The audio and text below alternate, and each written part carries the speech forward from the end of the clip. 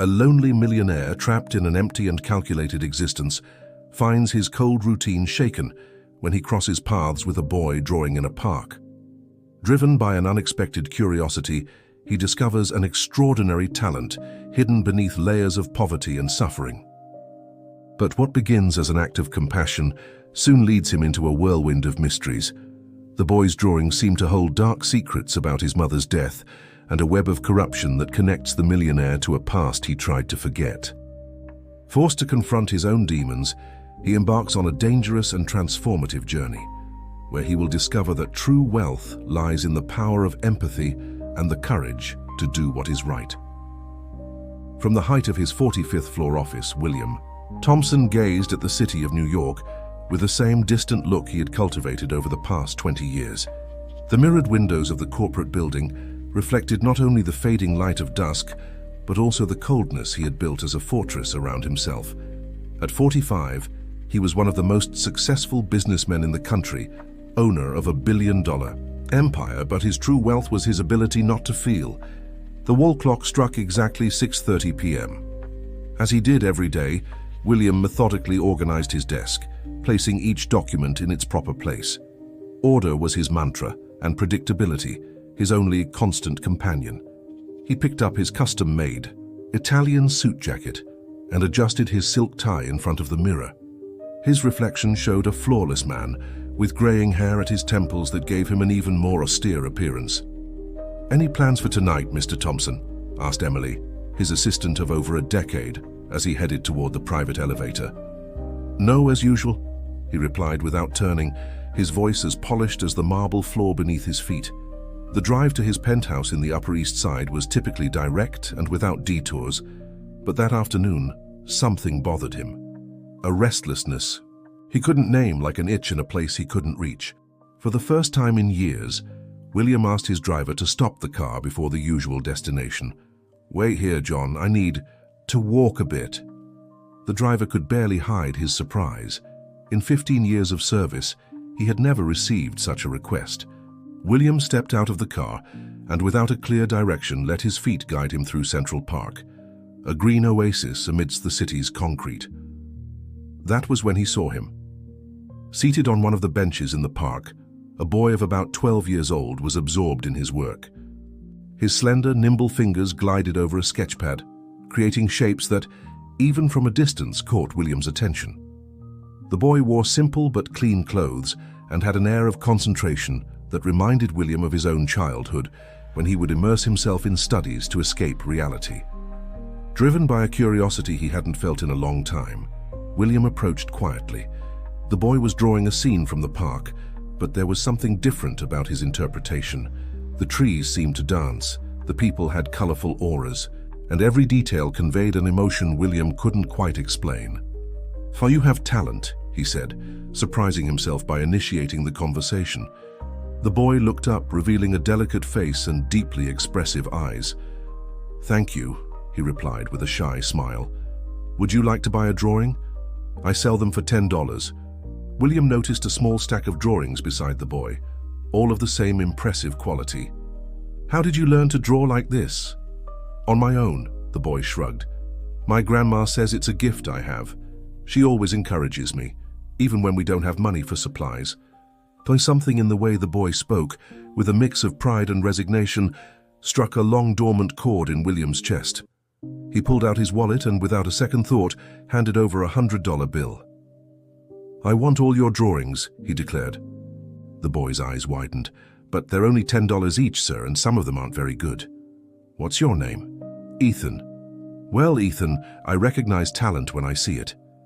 "And you have a lot." As Ethan carefully organized the drawings, William noticed some details that his business-trained eye couldn't ignore. The boy's hands were clean, but his nails showed signs of nutritional deficiency.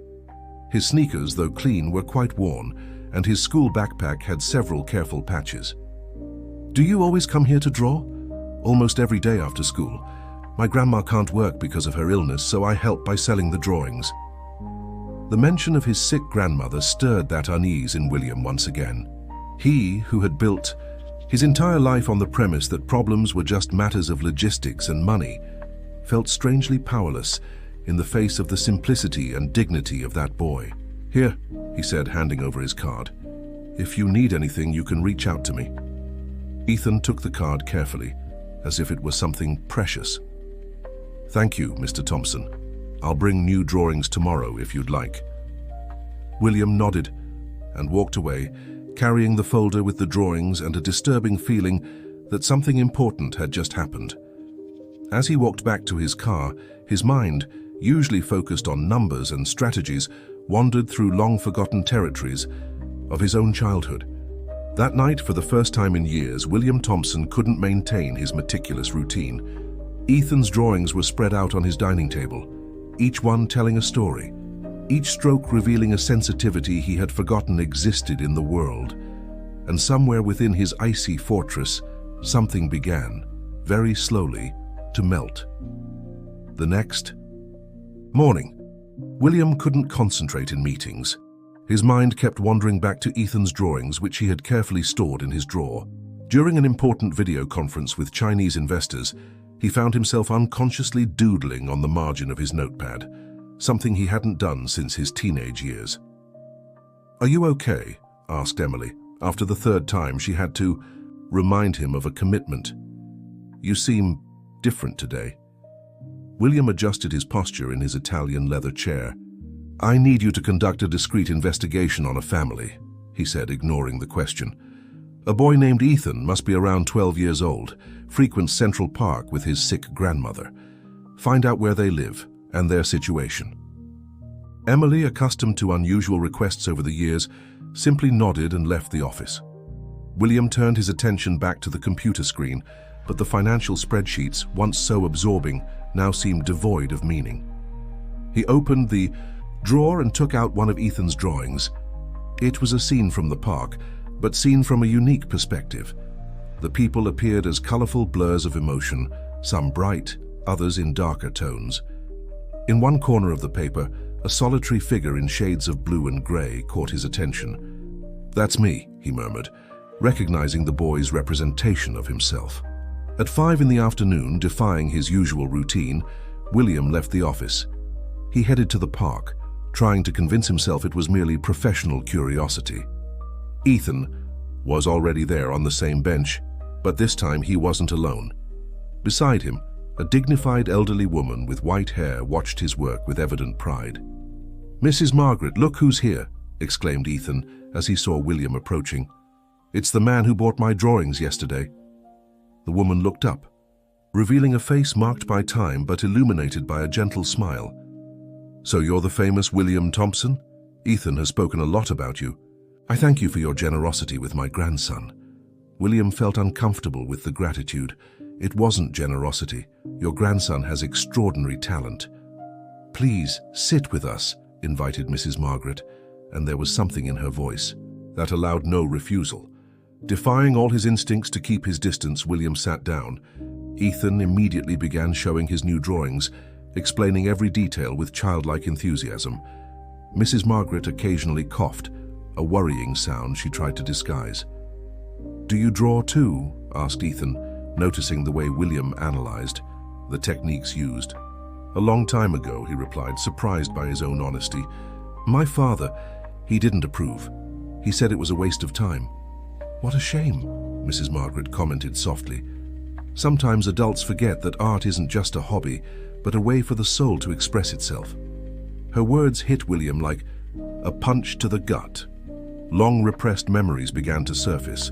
Him at 12, hiding in the attic with his sketchbooks, his father tearing up his works after discovering them, the nights spent crying silently until he fell asleep. "Ethan needs to go home now to finish his homework," said Mrs. Margaret, interrupting his thoughts. She tried to stand but wobbled slightly. William reacted instinctively, holding her arm. "Are you okay? I can call a cab." "Don't worry," she smiled, but her face was pale. "We live nearby, and we've already taken too much advantage of your kindness." "Grandma, let him help," insisted Ethan, concern evident in his voice. "You're not well today." At that moment, Emily called. "Mr. Thompson, I found the information you asked for. The family lives in a tenement on Broadway. Mrs. Margaret Johnson has a concerning medical history. with a chronic lung condition that hasn't been properly treated due to lack of resources. The boy... Thank you, Emily. You can give me the details later, interrupted William, hanging up the phone.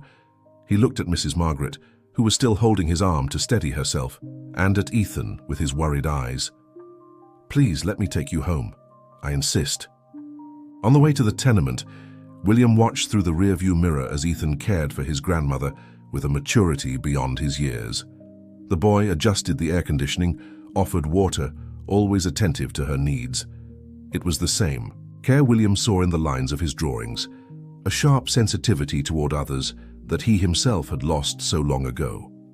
When they arrived at their destination, the precarious reality of the place starkly contrasted with the luxury of the executive car. But there was dignity in the way Mrs. Margaret carried herself, as if she bore an inner nobility that transcended material circumstances. "Mr. William," Ethan called out before getting out, "I made a special drawing for you." He handed over a folded sheet. "Only open it when you get home, okay?" William nodded, feeling a lump in his throat that he couldn't explain. He watched two of them enter the old dilapidated building, and for the first time in 2 decades, he felt ashamed of his own wealth, not because of the amount itself, but because of what he had sacrificed to obtain it. At home, alone in his luxurious penthouse, he finally opened the drawing. It was a portrait of himself, but not as he saw himself in the mirror every day. Ethan had drawn him smiling with lively eyes and warm colors radiating from within. In the corner of the page, a simple message: "This is how I see you inside." William Thompson, the man who had built an empire on the premise that emotions were a weakness, sat in his Italian-designed armchair and for the first time in years allowed himself to cry. William woke up before the alarm that morning, something rare in his meticulously controlled routine. He had spent much of the night researching lung diseases and the best available treatments. His breakfast, usually a solitary and silent meal, was interrupted by calls to his contacts in the medical field. "I want an appointment with Dr. Michael Roberts today," she said over the phone, her voice leaving no room for argument. "Yes, I know his schedule is full. Tell him it's a personal request from William Thompson." In his office, he ignored the stack of contracts he needed to review and called Emily. "I need you to prepare some documents. I want to rent a furnished apartment near Mount Sinai Hospital, something comfortable but discreet. And hire a private nurse, someone with experience in pulmonary diseases." Emily, efficient as always, asked no questions. She simply noted everything on her tablet and nodded. "Anything else, sir?" William hesitated for a moment. "Yes, find out which school Ethan attends and schedule a meeting with the principal." The morning passed in a blur of phone calls and arrangements. By 2 in the afternoon, William headed to the park. He found Mrs. Margaret alone. Ethan was at school. "Mrs. Johnson," he began, sitting down beside her, "I've come to make you a proposal." "You are very kind, but we cannot accept charity," she replied softly, her breathing visibly labored. "It's not charity." William adjusted his tie, a nervous gesture he hadn't made in years. "It's an investment in your grandson's talent. I want to sponsor him, ensure he has access to the best art education possible. In return, I ask that you accept proper treatment." Mrs. Johnson looked at him with her wise, tired eyes. "Why are you doing this, Mr. Thompson? You hardly know us." The question caught him off guard. Why was he doing this? "I recognize potential when I see it. It would be a waste not to nurture it properly." "You sound like my late son-in-law," she remarked, visibly unsettling William. He also believed everything could be solved with money and contracts. Is that a bad thing? Not necessarily, but there are things money can't buy, Mr. Thompson. A child's trust, for example, or peace of mind. William felt exposed, as if this woman could see through his carefully constructed defenses. "Mrs. Johnson, your health is declining. Ethan needs you. Please, let me help." She coughed several times before responding. "You're right about my health. And for Ethan, yes, for him I accept your help, but on one condition." "What is it?" "That you don't try to control everything. Ethan needs to maintain his creative freedom, his spontaneity. And you need to learn to receive as well, not just give." William furrowed his brow, confused. "Receive? I don't understand. You will, she smiled. Ethan is teaching you something very important, even if you don't realize it yet. That same afternoon, Mrs. Margaret was taken to an appointment with Dr. Roberts. William watched from a distance as Ethan, who had been picked up from school, held his grandmother's hand during the exams. The boy wore a brave expression, but his eyes betrayed his worry. "Mr. William," Ethan called to him as they waited for the results, "can I show you something?" He pulled his sketchpad from his backpack and revealed a new piece. It was a series of sketches of the hospital, but not the depressing scenes William had expected. Ethan had captured small moments of hope, a smile between a nurse and a patient, a ray of sunlight through a window, a lone flower growing through the cracks in the parking lot. "How do you manage to see beauty in a place like this?" William asked, genuinely intrigued. "Grandma always says beauty is everywhere, we just have to want to see it," Ethan replied, adding a few more details to his drawing. "It's like when you saw me drawing in the park. Most people just walk by, but you stop to look." William felt something strange in his chest, a mix of pride and humility that he didn't know how to process. He watched Ethan turn his attention back to the drawing, his skilled fingers bringing life to the paper, and realized Mrs. Margaret was right. He was receiving something his money could never buy, a lesson on how to see the world through different eyes. Dr. Roberts finally called them into his office. As he explained the necessary treatment, William noticed Ethan had started a new drawing. It was a portrait of the doctor, but not just his physical appearance. The boy had captured something more, an aura of compassion and determination that emanated from the figure. "Your grandson has an extraordinary gift," the doctor commented to Mrs. Margaret. "He doesn't just see people, he sees their essence." "Yes," she replied, glancing meaningfully at William. "And sometimes, by showing us how he sees us, he helps us find parts of ourselves that we had lost." William swallowed hard, feeling strangely vulnerable. For the first time in his adult life, all his money and power seemed insignificant in the face of the wisdom of a sickly lady and the purity of a child's gaze. The apartment Emily had chosen was exactly what William had asked for: comfortable, well-located, and discreet. As he watched Ethan and Mrs. Margaret exploring their new home, he realized he had never been so involved in other people's lives. The move happened on a quiet Sunday, with few pieces of furniture and many drawings carefully packed by Ethan. "This room will be your studio," William said, opening the door to a space bathed in natural light. He had set up easels, special papers, paints, pencils, and every kind of art supply he could find. "I had special lighting installed for when it gets dark." Ethan's eyes sparkled, but there was hesitation in his movements. "Mr. William, this is too much. I don't know if I can accept it." "Yes, you can," interjected Mrs. Margaret, her breathing already a bit better after starting treatment. "But on one condition, you have to teach Mr. William how to draw again." William froze. "Mrs. Margaret, I don't—" "You mentioned you used to draw," she continued, ignoring his protest. "And now you have the chance to rediscover that joy. It would be good for Ethan to have a student, and for you to have a teacher." Ethan immediately brightened at the idea. "Can I really teach you? I have so many techniques to show you." Cornered by the boy's expectant face and Mrs. Margaret's serene smile, William found himself nodding. "All right, but I can't promise to be a good student." The following days brought a new routine. In the radiation mornings, William continued managing his business, but now he often caught himself sketching in the margins of his documents. In the afternoons, after leaving the office earlier than usual, he headed to the new apartment for lessons with Ethan. "You're holding the pencil too tightly," Ethan observed during one session. "Drawing isn't your enemy, you don't need to fight it." William relaxed his fingers, surprised to realize how tense he was. Ethan continued. "Grandma says drawing is like making friends with the paper. You need patience and care." "Your grandson is an excellent teacher," commented the private nurse Sophia, who was watching the scene while organizing Mrs. Margaret's medications. "I've never seen anyone explain artistic techniques so simply and profoundly, but not everything was soft colors and harmonious strokes." One particularly tense afternoon at the office, William received a call that deeply unsettled him. It was from Charles Wilson, his main rival in the market. "I heard you've been dedicating yourself to philanthropy, Thompson." The voice on the phone had a mocking tone.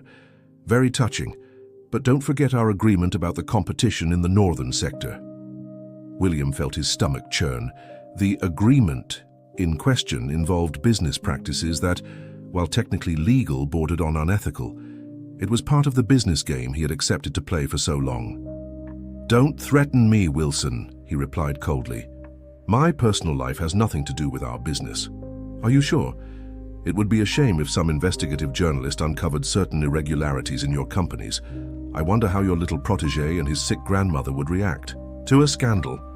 After hanging up the phone, William remained motionless in his chair, feeling the weight of years of questionable decisions. His fortune, which had always been his armor, now felt like a prison. How could he protect Ethan and Mrs. Margaret without compromising the principles he was relearning to value? That evening, during his lesson with Ethan, his thoughts were far away. The boy noticed immediately. "You seem sad today," he stated, not as a question. "Do you want to draw what you're feeling?" William hesitated but picked up the pencil. Under Ethan's patient guidance, he began to trace lines on the paper. The result was an abstract and distressing image, dark lines intertwining like a web. "It looks like a cage," Ethan observed. "But look, you left some gaps where the light comes through. Grandma always says that where there's light coming in, there's a way out." Mrs. Margaret, who was knitting in her armchair near the window, looked up. "Ethan is right. Sometimes we trap ourselves in cages we've built, Mr. William. The key to escape is always with us, but we need the courage to use it." William looked at his drawing again. Mrs. Margaret's words echoed in his mind, mingling with Charles's threats. For the first time, he began to question not only his past choices, but also the kind of future he wanted to build. "Can I keep this drawing?" Ethan asked. "It fits with a story I'm creating." "A story?" "Yes, every drawing I make has a story. This one reminds me of a bird that was afraid to fly, until it realized its cage never had a lock." William felt his eyes burn. How could that boy with such simplicity touch on such profound truths? Sophia, who was discreetly organizing the medications in the corner of the room, smiled with understanding. "Children have that gift," she commented softly. "They see truths that we adults take years to understand." That night, upon returning to his luxurious penthouse, William couldn't sleep. The walls that once brought him comfort now felt suffocating. On his desk, among financial reports and contracts, a new drawing began to take shape. A bird flying free, leaving behind an open cage. The meeting room on the 45th floor was packed that morning. The top executives of William's company waited nervously, sensing the tension in the air. William was different. His usual cold expression had been replaced by something more determined, more alive. "Gentlemen," he began, his voice steady, "I've spent the last few weeks reviewing all our contracts and partnerships. I found inconsistencies that need to be corrected immediately." The CFO, Paul Miller, shifted uncomfortably in his chair. "William, if this is about the deal with the Wilson Group—" "It's about all our deals," William interrupted. "About every time we chose profit over ethics. That ends today." A murmur spread through the room. Emily, sitting in a corner taking notes, smiled discreetly.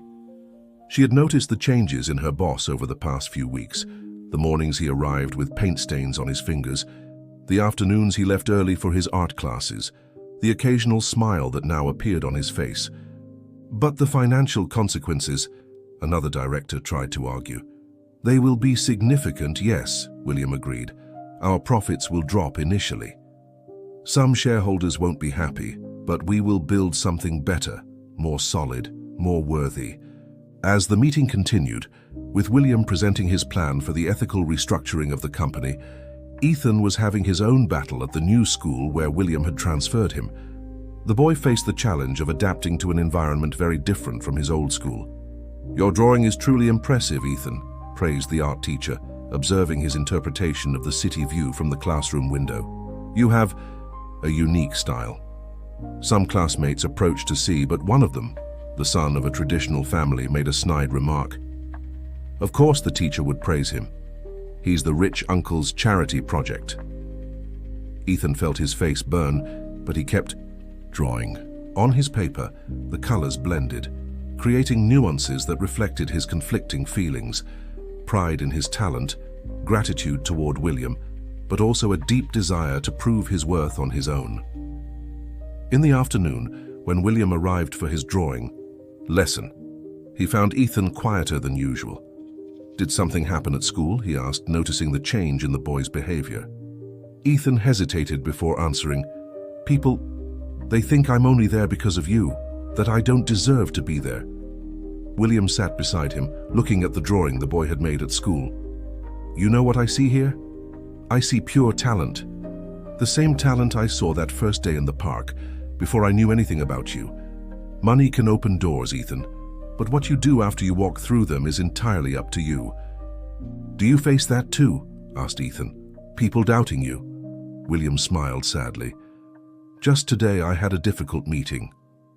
I'm changing a lot of things in the company, doing what's right instead of what's easy. Not everyone understands. Mrs. Margaret Johnson, who was listening to the conversation from her usual armchair, chimed in. Real changes always unsettle people, my son. It's like when Ethan started drawing. At first his hands would hurt, the lines would come out crooked, but he kept going. Grandma always says it's not where we come from that matters, but where we're headed, added Ethan, already starting to sketch a new drawing. William Thompson watched the boy work, admiring how he transformed his emotions into art. On the paper, two figures emerged, one smaller and one larger, both walking along a winding but illuminated path. That's us, explained Ethan, blushing slightly. We're still learning, but we're together. At that moment, William's phone rang. It was Charles Wilson again. Thompson, have you lost your mind? You can't just cancel our agreements. I can, and I will, replied William, his voice calm but firm. And if you try anything, I have enough documents to tarnish your reputation as well. I suggest you accept the changes gracefully. After hanging up, William noticed his hands were trembling slightly. Ethan, sensing his unease, pushed a piece of paper toward him. Want to draw? Grandma says art soothes the heart. William picked up a pencil and for the first time didn't worry about the perfection of the lines. He let his emotions flow through. The drawing, fear, determination, hope. The result was an abstract image, full of movement and color. You're starting to loosen up, observed Ethan with the pride of a teacher. And you're using more colors. At first you only used gray and dark blue. Sophia, who had just arrived for her shift, stopped to admire the drawings. It's incredible how art can show our inner evolution, she commented. Mr. William's drawings are becoming more and more alive. Like me, William replied softly, surprising himself with the confession. That night before leaving, William found a new drawing by Ethan in his folder. It was a portrait of him, but different from the previous ones. In this one, he appeared smiling, surrounded by vibrant colors, and in his hands were brushes and papers. In the corner of the drawing, a simple message. To my favorite and only student, who is learning to paint life with new colors. William carefully stored the drawing in his folder, along with the documents that would prove the irregularities of his former business practices, his safeguard against possible retaliation. Tomorrow would be another day of battles in the office, more changes to implement, more resistance to overcome. But now he had something he had never had before, a greater purpose than profit and people worth fighting for. The news exploded. In the major business newspapers, William Thompson revolutionizes business practices. Market giant announces radical changes in governance.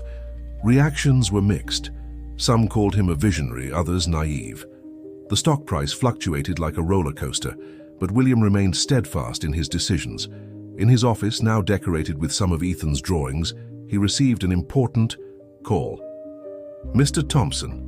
The voice on the other end was Mary Elizabeth Porter, one of the country's largest investors. Your recent decisions are intriguing. I would like to better understand your vision. Mrs. Porter, why don't you come to my office? I have something to show you.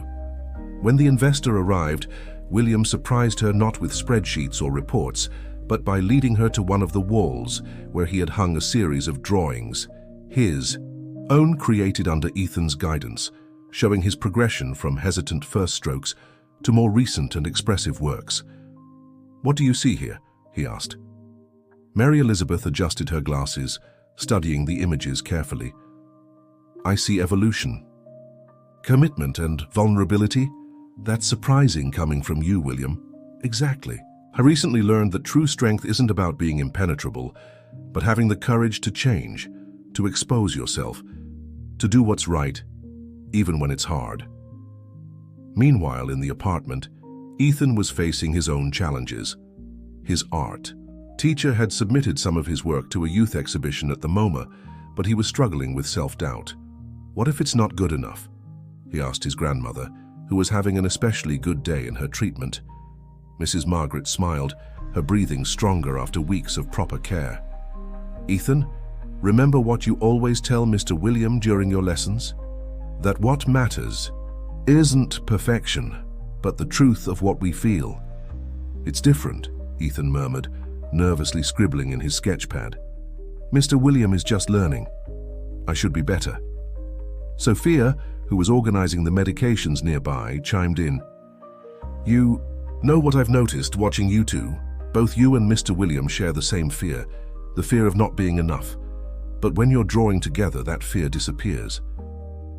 That afternoon, when William arrived for his lesson, he found Ethan immersed in a new project, a series of panels that told a story without words, only through images. "It's for the exhibition," Ethan explained, still focused.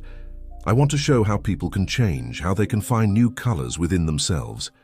William studied the panels carefully.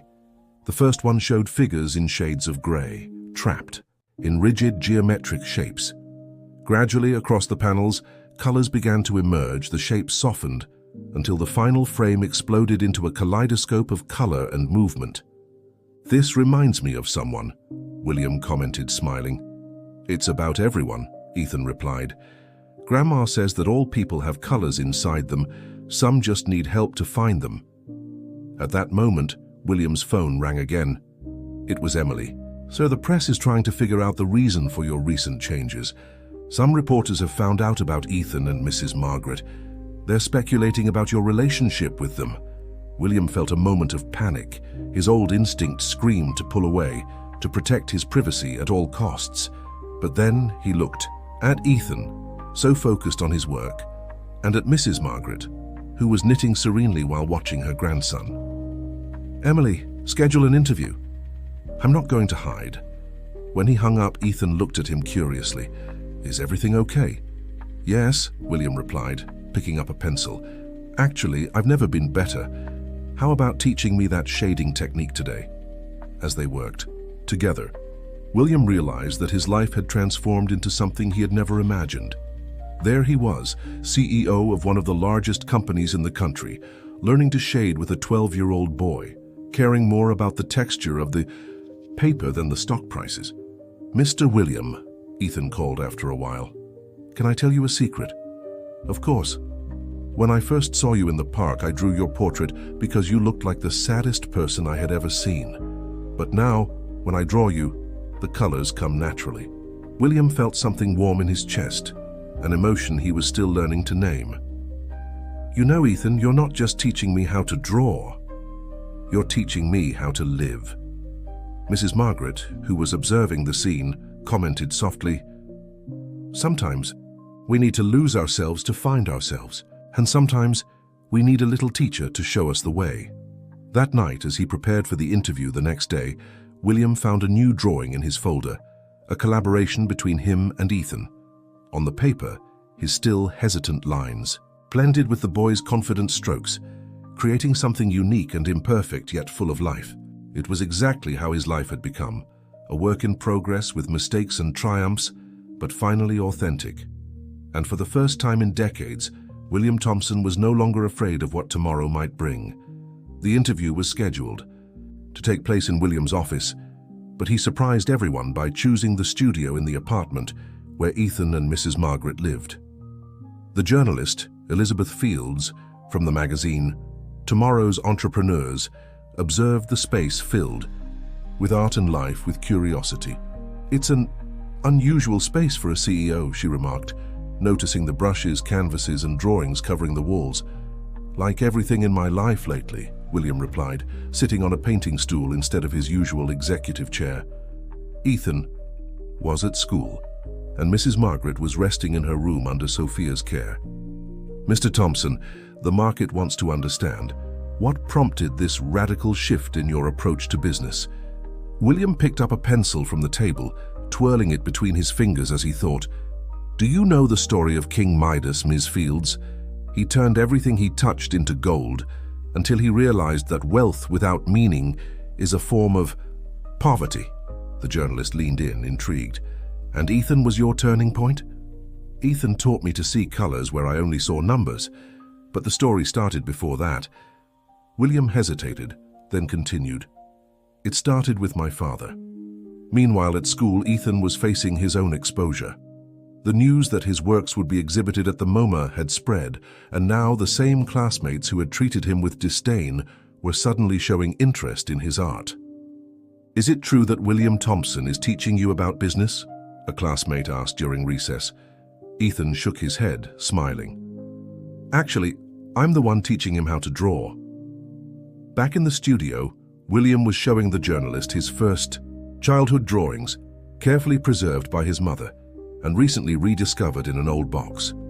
My father was a practical man, he explained. He believed art was a waste of time, that success was only measured in numbers. When he found my drawings, William paused, the memory still painful. He tore them up, said I needed to grow up and become a real man. And you followed the path he wanted, Elizabeth observed. I became exactly what he wanted. I built an empire, but I lost something essential in the process. Until I met Ethan. The journalist took quick notes. How are your team and shareholders reacting to these changes? With fear, mostly. Fear is a powerful force in the corporate world. I myself lived under its rule for decades. But do you know what Ethan taught me? That courage isn't the absence of fear, it's choosing to do what's right despite it. At that moment, the studio door opened. It was Ethan returning from school, carrying a folder full of new drawings. Sorry, he said, stepping back upon seeing the ongoing interview. No, please stay, Elizabeth invited.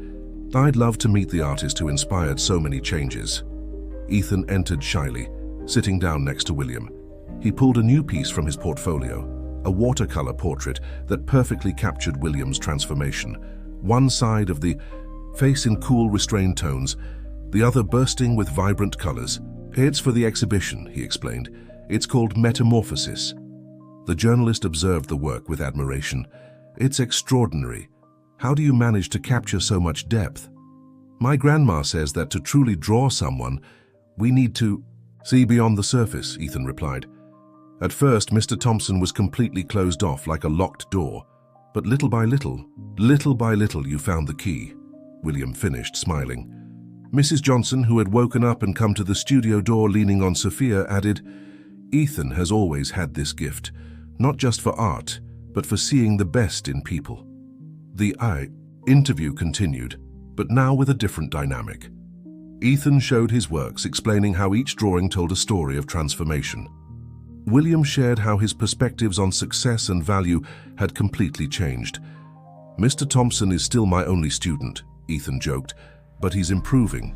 Now he can draw without gripping the pencil so tightly.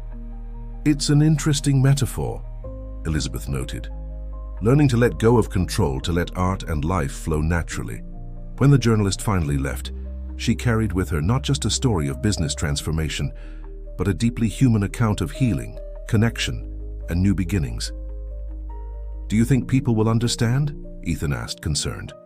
William looked at the portrait the boy had made, his own metamorphosis captured in colors and shapes. Some will, others won't, but for the first time in my life, I'm not doing this for others' approval. Mrs. Margaret, who observed the scene from her armchair, smiled. You know what impresses me the most? How the two of you grow together.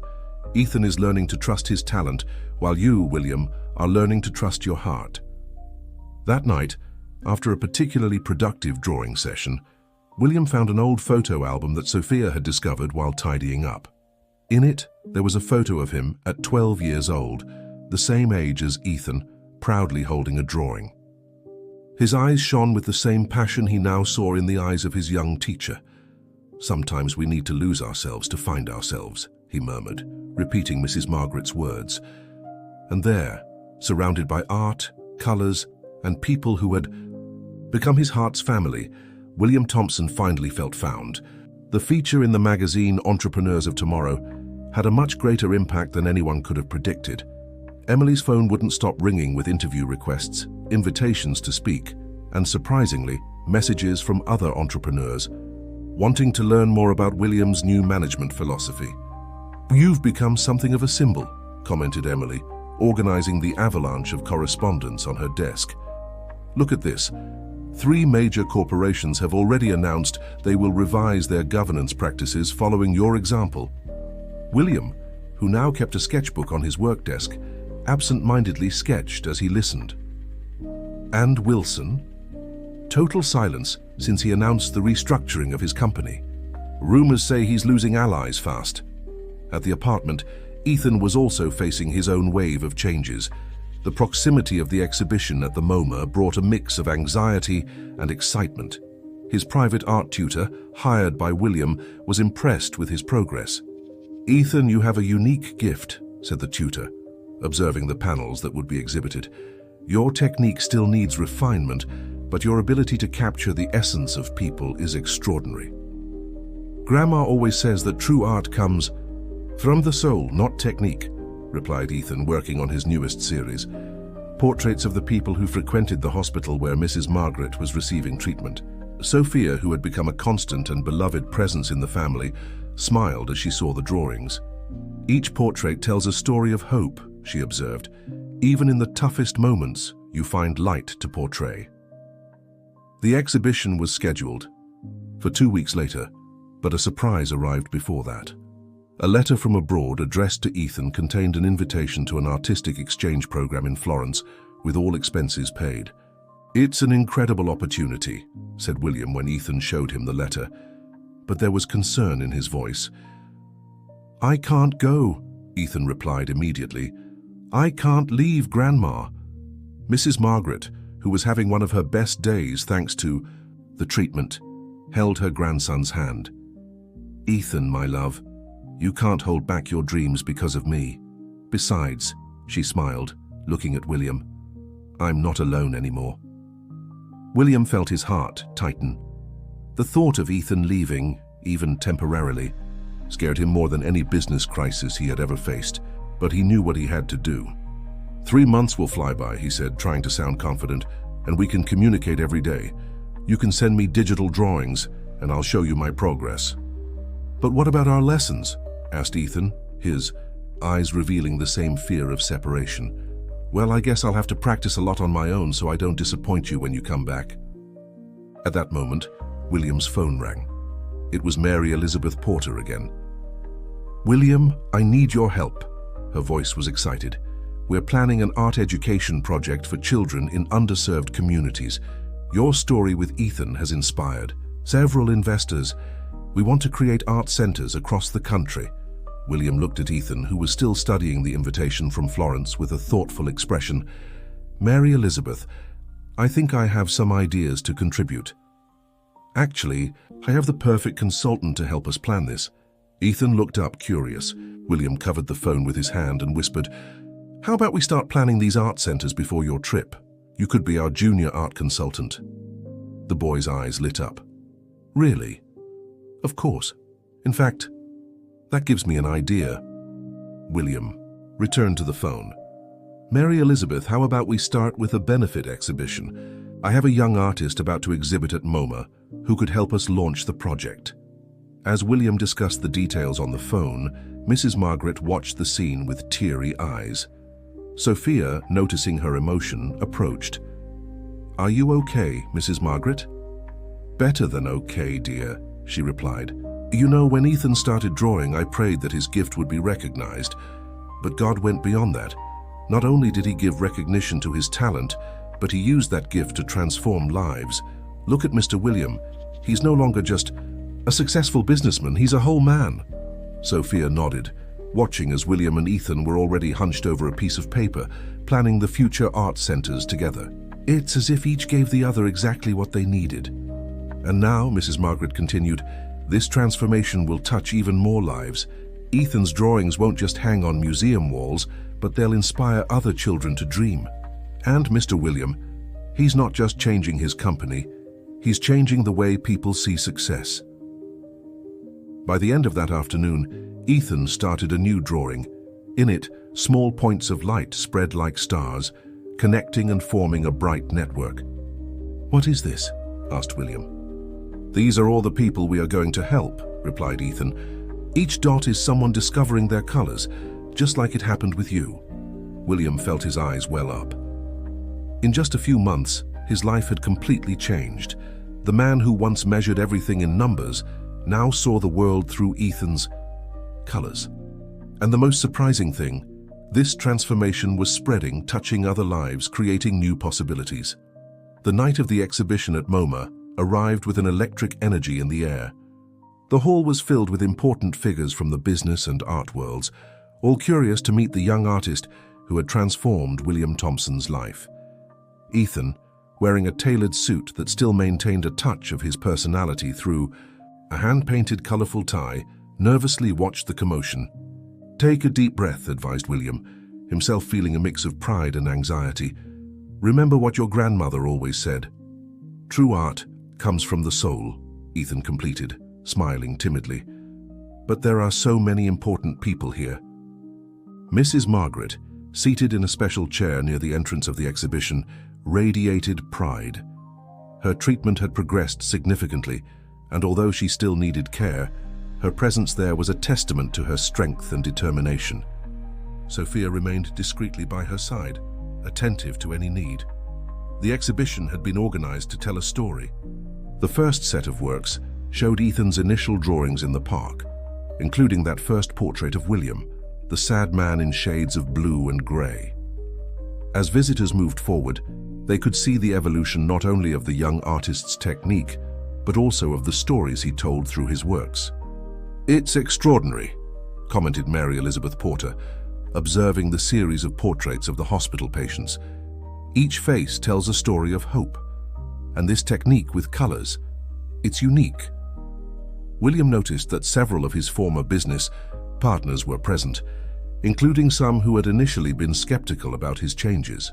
Now they observed the works with genuine interest, especially the series Ethan had created on corporate transformation, drawings that showed offices turning into gardens, cold numbers gaining color and life. "Thompson," a familiar voice called out. It was Charles Wilson, looking strangely humble. "I need to admit I was wrong about you and about many other things." Before William could respond, Ethan appeared by his side, carrying an envelope. "Mr. Thompson, this arrived for you. It's from Italy." William opened the envelope, revealing a letter from the prestigious Florence Academy of Fine Arts.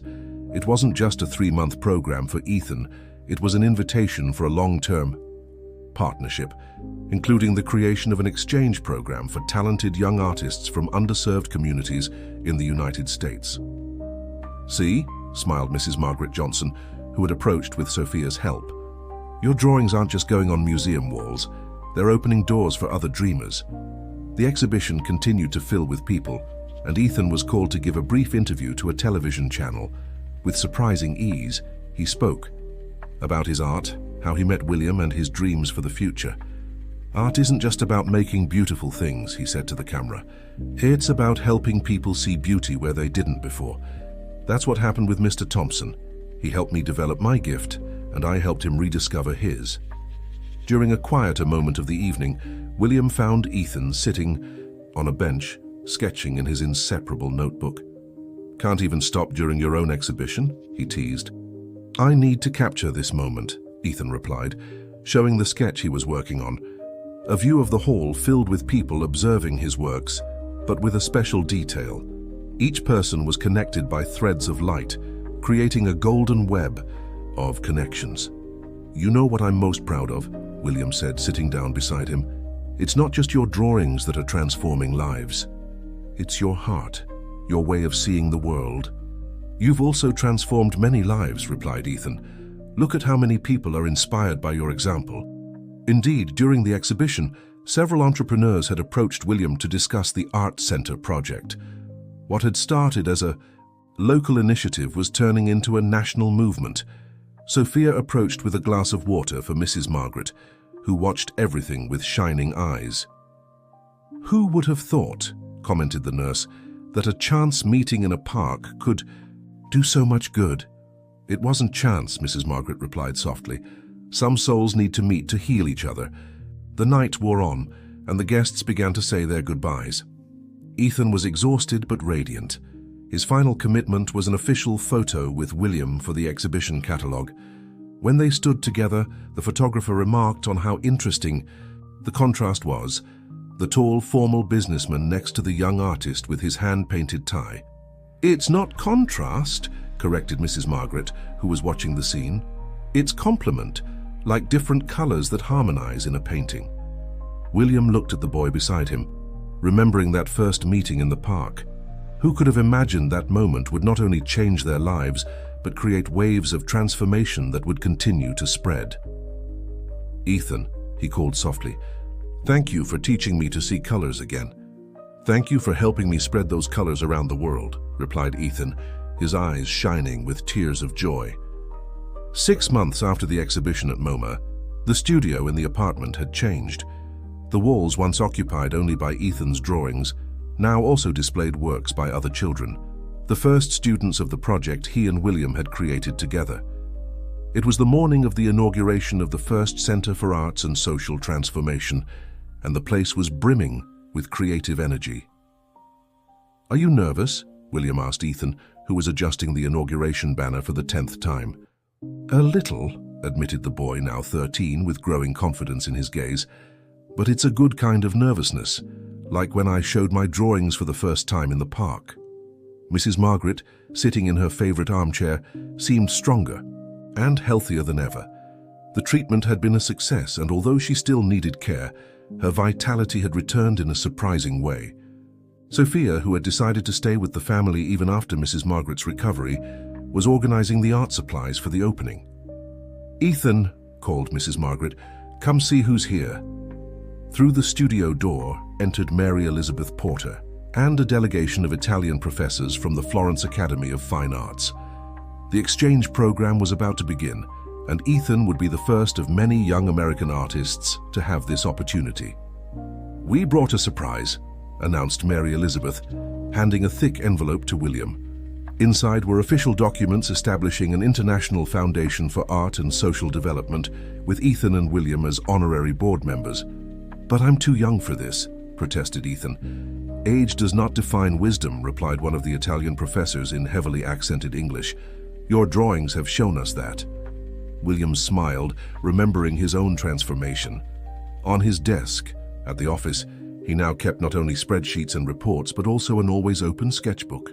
His company had become a model of humanized management, inspiring changes throughout the corporate sector. "Mr. William," called Ethan, pulling something from his backpack, "I made something special for today." It was a new double portrait, and say. One side, the scene of that first meeting in the park, Ethan drawing alone and William watching from a distance.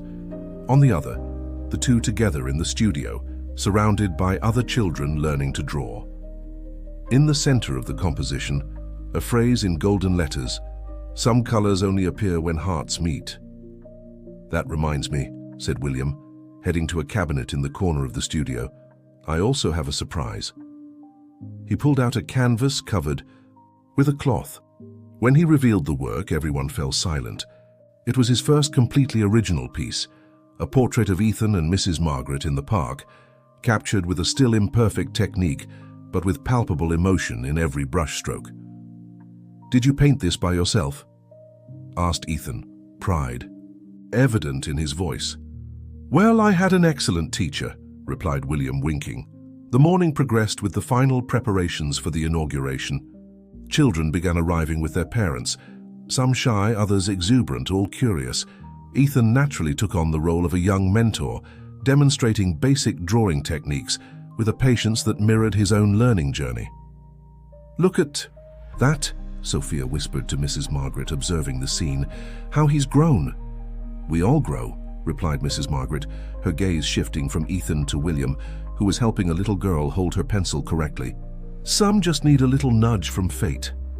When the time came to cut the ribbon for the inauguration, William made sure Ethan held the scissors with him. Together, they officially declared open the first of many arts and social transformation centers that would spread across the country. "How you know what moves me the most," commented Ethan, watching the children start to draw. "It's knowing that each of them has their own story to tell through art." William nodded, understanding perfectly. His gaze swept across the space, the colorful walls, the smiling faces, the sunlight streaming through the windows and creating patterns on the floor. In every detail, he saw reflections of his own transformative journey. "Ethan," he called, "remember when you told me that some people need to learn to see colors again?" "I remember," replied the boy. "Why?" "Because now I understand that it's not just about seeing colors, it's about creating new ones. Every person we help, every life we touch adds a new hue to the world."